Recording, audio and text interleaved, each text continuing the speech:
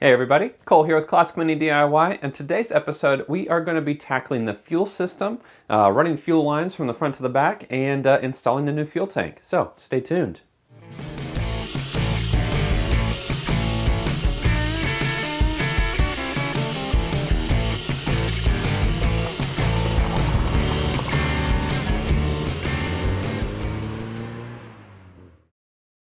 Today's episode is brought to you by you. That's right. Every single episode created on Classic Mini DIY is made with the help of our patrons and our long-term part sponsor, 7 Mini Parts.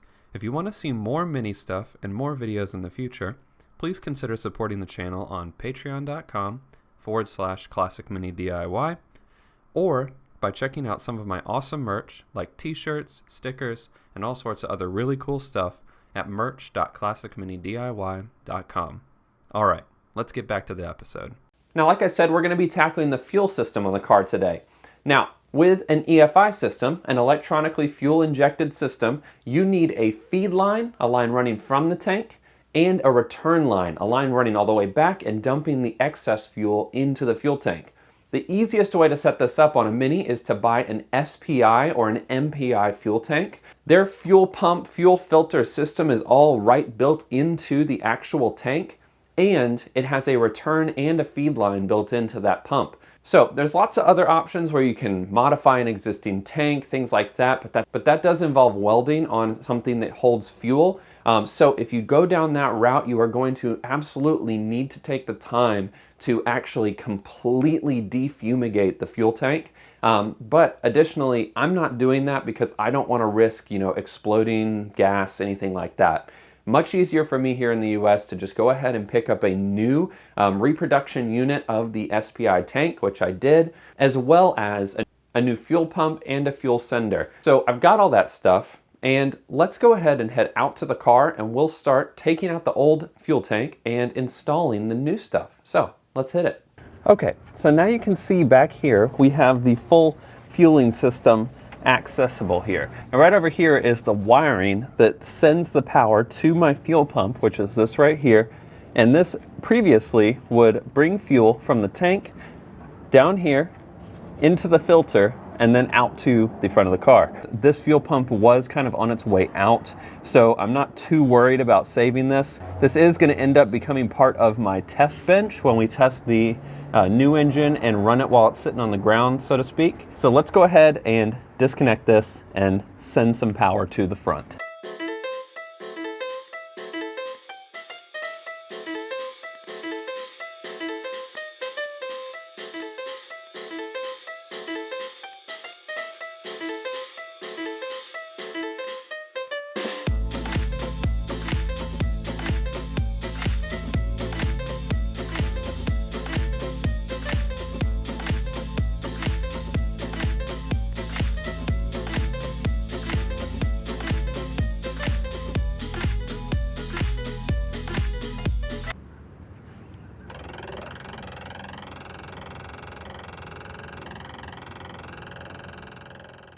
All right, so now with the tank emptied, the next thing that we need to do is disconnect this line here, and it's a pretty straightforward process. You simply unscrew the line. Keep in mind you might still lose some fuel here. So let's get that undone and make sure we have a catch pan underneath here to receive all that fuel if there's any more left in there.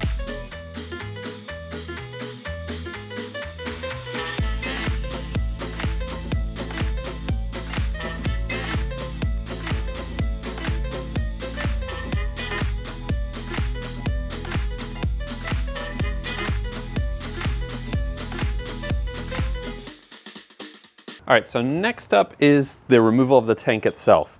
So the line down there is free. The next thing that we need to do is disconnect our sender lines. This is what tells the gauge how much fuel you have.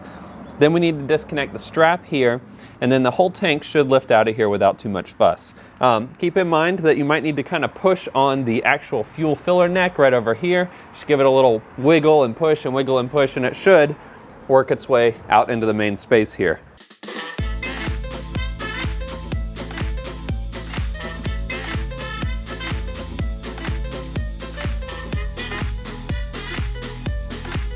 Now, in the event that your tank is kind of fiddly like mine is right now, sometimes you might need to disconnect the line back here. It might make your life easier. Keep in mind that when you do disconnect this line back here, though, you do run the risk of losing fuel out the back of the tank and potentially into the space right here. I am reasonably confident, though, that my tank is completely empty.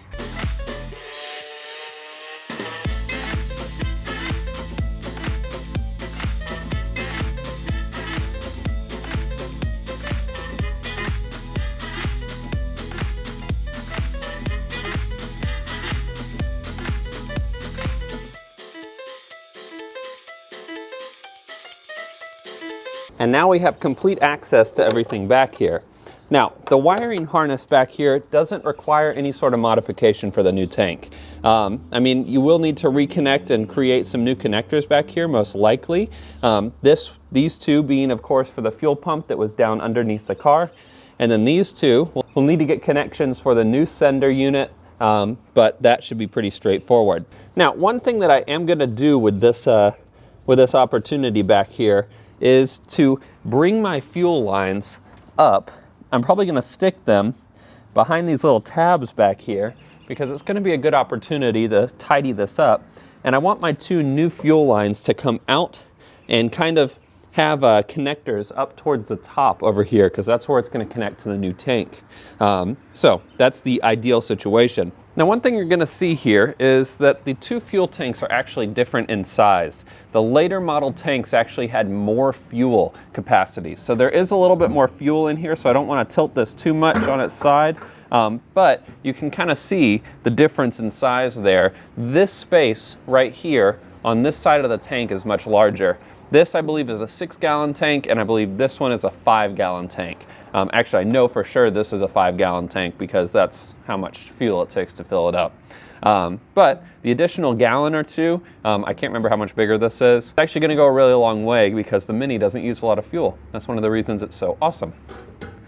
Now, before we run any hosing, before we bolt this in, anything like that, I would like to test fit it. So let's slide it into trunk space here.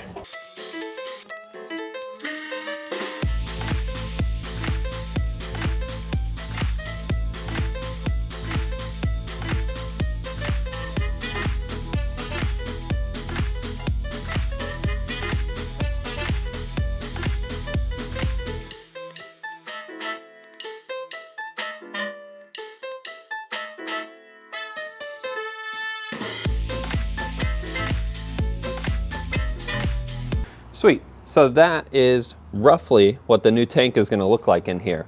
Obviously, it takes up a considerable amount of space, a lot more space than the old one did. We kind of knew that was going to be the case because it is a larger tank. So the next thing that we need to do is actually run the copper lines underneath the car. I don't think it's going to be very exciting for you, aside from actually running the lines up here and putting them into the back of the car and, of course, running them up to the front. As far as it going underneath the car, I'm going to run it along the main tunnel away from the exhaust pipe. I'll do a little bit of video after I finish it up. So without further ado, let's get that done. All right, so now the fuel tank has been installed, and as you can see, it looks pretty good in here. You know, everything sits pretty nicely. This strap right here is the original Mark I strap, but it is holding it nice and strong in there. I'm not concerned about it at all. Later cars had a strap that went around this direction and held it in a different way. I think this is going to be solid. I'm just going to keep an eye on it, check it periodically to make sure that there's no looseness happening. Now, you can see I've run my two lines. So I have two copper lines coming out right about here, and those run into rubber lines that then connect to the tank itself.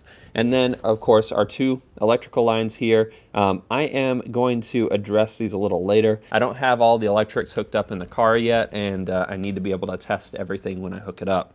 But let's take a quick look under the car. I'm going to roll you guys from the back to the front so you can see how I've tacked up all of the line. It's not the prettiest thing in the world, but it does hold it up there and nice and secure.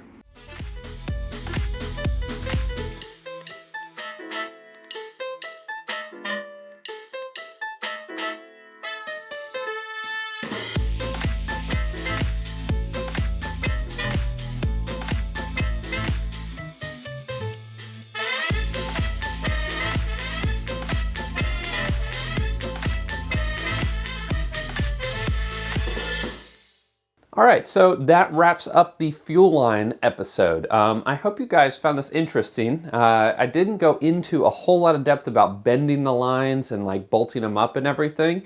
It's just pretty tedious, and the basic idea is that you just need to take your time when you're bending these. You don't want to overbend them, you'll kink them.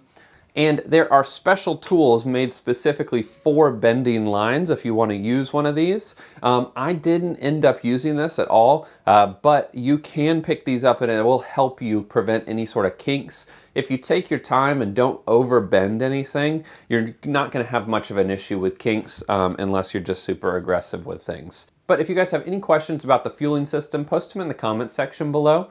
Also, don't forget there is a supercharger giveaway going on right now.